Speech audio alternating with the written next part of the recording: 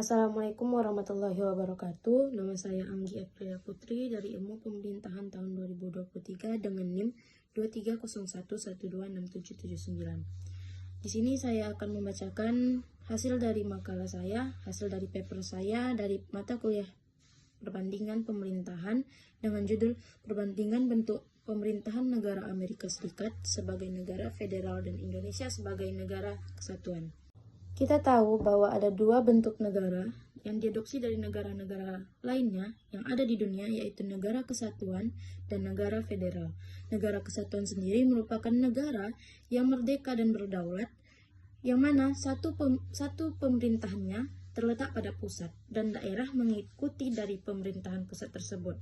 Daerah tidak memiliki kekuasaan untuk membentuk dan merancang undang-undang untuk negara. Kita bawa ke dalam negara, yaitu negara Indonesia yang menganut dari sistem kesatuan tersebut. Contoh dari pengimplementasian negara kesatuan pada negara Republik Indonesia pada pasal 1 ayat 1 Undang-Undang Dasar 1945, di mana menegaskan bahwa negara Indonesia ialah negara kesatuan berbentuk republik. Nah, pada makalah ini, pada presentasi saya ini, menjelaskan bagaimana Indonesia menerapkan sistem negara kesatuan dan negara kesatuan merupakan pemerintah pusat dapat memberikan banyak tanggung jawab kepada kota-kota, kabupaten, unit-unit, dan daerah-daerah pemerintahan lokal atau regional. Tetapi, wewenang ini diberikan melalui undang-undang biasanya yang disusun oleh DPR nasional, bukan oleh konstitusi. Keuntungan dari kita, Indonesia, dalam menganut bentuk negara, yaitu kesatuan, di mana dalam penyelesaian isu nasionalnya dapat diselesaikan dengan baik karena isu nasional sudah ditangani dari pemerintahan pusat. Nah, sedangkan beberapa kekurangan dari negara kesatuan yaitu diantaranya salah satunya yaitu ketergantungan daerah kepada pemerintahan pusat, di mana pemerintahan daerah tidak memiliki kekuasaan yang lebih terhadap daerahnya dan tergantung pada anggaran pemerintahan pusat. Lalu, selain itu, kurangnya otonomi daerah. Dalam sistem negara Indonesia yang menganut bentuk negara kesatuan, pemerintah daerah biasanya memiliki sedikit kekuasaan terhadap otonomi daerahnya dan sedikit kekuasaan dalam merancang kebijakan dan menjalankan administrasi di daerahnya. Juga dalam pengelolaan pembangunan di daerah juga terbatas karena anggaran dari pemerintahan daerah menunggu dari pemerintahan pusat, sehingga dalam pembangunan anggaran-anggaran tersebut terbatas. Ambil contoh kecil dalam keterbatasan otonomi daerah. Misalnya dalam pembangunan daerah yang terjadinya ketimpangan dalam satu daerah dengan daerah lain. Karena apa? Dalam pembangunan daerah, pemerintahan daerah menunggu anggaran dari pusat, sehingga keterbatasan dalam pembangunan yang jelas nampaknya perbedaan dari pemerintahan pusat di daerah pemerintahan pusat dengan daerah pemerintahan lokal. Nah, itu merupakan bagian dari kekurangan dari negara kesatuan. Lalu keterbatasan dalam respon terhadap kritis lokal, di mana dalam perancangan pembuatan undang-undang yang ada di pusat, sehingga kurang terlibatnya masyarakat lokal di daerah dalam perancangan dan pembuatan undang-undang yang ada di nasional. Itu merupakan kelebihan, pengertian, dan kekurangan dari bentuk kesatuan negara Republik Indonesia. Selanjutnya kita akan lanjut pada negara federal yang saya angkat dari negara Amerika Serikat. Kita masuk dalam negara federal. Negara federal ini sendiri merupakan negara yang mana di dalam bentuk pemerintahnya terdiri dari sub-sub pemerintahan, di mana daerah diberikan otonomi untuk mengatur dan membentuk daerahnya sendiri, yang mana disebut dengan pembagian pemerintahan. Nah, pusat dan negara bagian itu memiliki kekuasaan yang sama, di mana negara bagian juga bisa mengatur, membuat, dan merancang undang-undangnya untuk mengatur daerahnya sendiri. Berbeda dengan negara kesatuan, di mana daerah harus mengikuti pemerintahan pusat. Dan dalam negara federal ini, negara bagian tidak perlu mengikuti pemerintahan pusat karena sudah bisa mengatur di daerahnya sendiri. Negara-negara bagian tersebut dibebaskan untuk mengatur dan memberikan peraturan pada masyarakat di daerahnya sendiri. Amerika Serikat sendiri memiliki 50 negara bagian di dalam negara federalnya tersebut.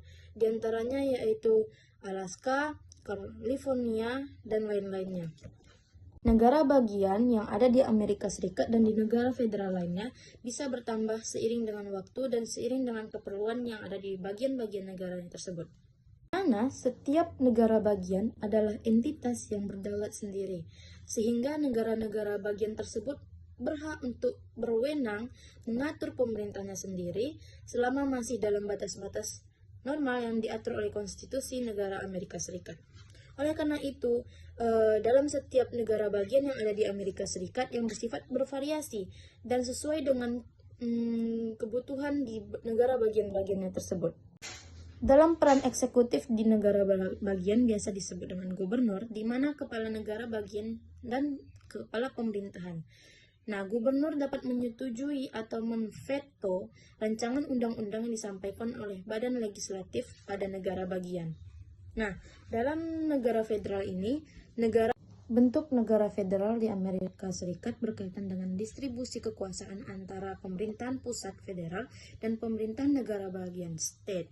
Dalam model ini, kedua tingkatan pemerintahan memiliki otonomi yang besar yang sama-sama besar dalam banyak aspek.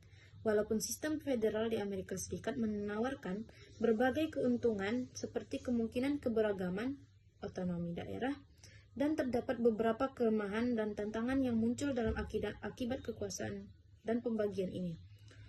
Nah, di antara dari kelemahan negara federal di Amerika Serikat yaitu potensi ketimpangan antar negara bagian.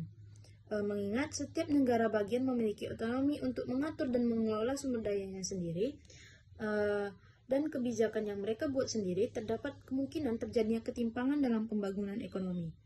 Lalu, ketimpangan pendidikan dan layanan kesehatan.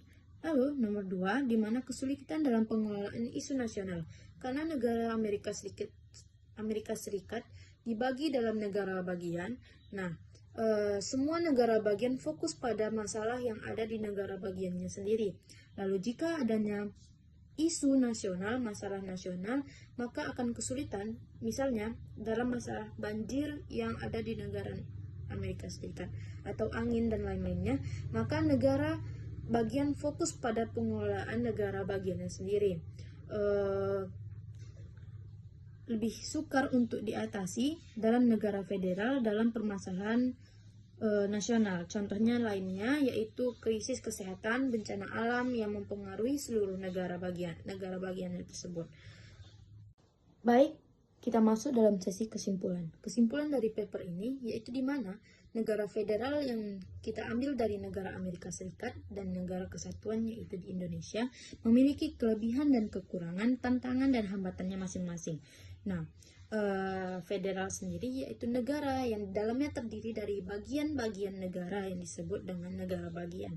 Sedangkan negara kesatuan merupakan negara di mana pusat yang mengatur seluruh wilayah dalam negara tersebut dan daerah tidak memiliki kekuasaan dalam membuat dan merancang undang-undang nasional. Sekian dari saya, semoga dari apa yang saya jelaskan mendapatkan ilmu yang baru dan ilmu yang dapat menambah wawasan teman-teman semua. Nah, saya sangat membutuhkan kritik dan saran dari teman-teman. Semoga dari apa yang saya sampaikan mendapatkan ilmu dan wawasan yang baru, serta mendapatkan kritik dan saran dari teman-teman. Terima kasih. Assalamualaikum warahmatullahi wabarakatuh.